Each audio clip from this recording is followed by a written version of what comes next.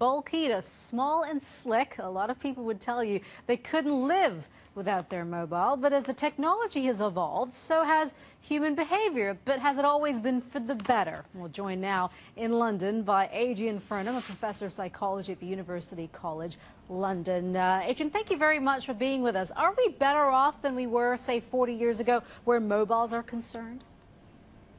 Well, they've certainly got a lot cheaper, they've got a lot more powerful, and they've got a lot more attractive, as you can see. We used to have brick and click, and now we've got something which is very small and very attractive.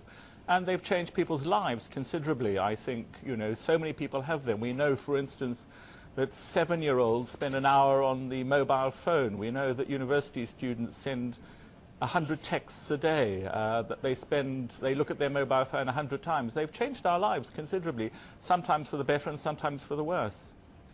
So in terms of, granted, okay, the technology's there, it's good for emergency purposes. You know, that has certainly been proven that if you have a mobile phone, and if you've got your kids have mobile phones too, for emergency purposes, it's always good. But for every other purpose, I mean, what about our attention span? What about the fact that we spend a lot of time on mobile phones and not necessarily in face-to-face contact? How has that been better for humankind, if you think, or evolution of mankind? Yes, I think there are a number of issues. I think there are some problems with mobile phones. There's texting and sexting, and cyberbullying, which is a problem. I think people also get very distracted, you know, on the mobile phone. We know that it's illegal to use the mobile phone when driving. But you see people looking down at the mobile phone where they're not paying attention to people. They feel terribly cut off. They feel as if they're left out.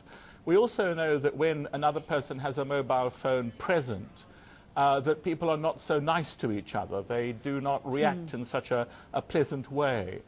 And I think there is this issue around addiction, you know.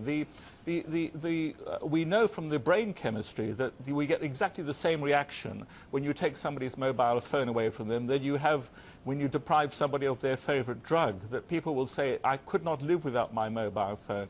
And this, I think, is rather worrying. Of course, a mobile phone is not just a mobile phone now. Smartphones are computers that you carry with you. They have an enormous power. There's a number of things they could do.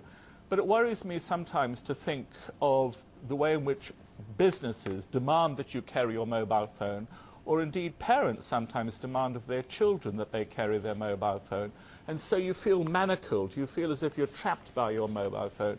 Your bedroom becomes an office. The beach becomes an office. Your parents know where you are. Some of the children will say, I don't like the idea that my parents can phone me the whole time because I feel that I'm on a leash. So there is, I think, a downside as well as a bright side to mobile phones.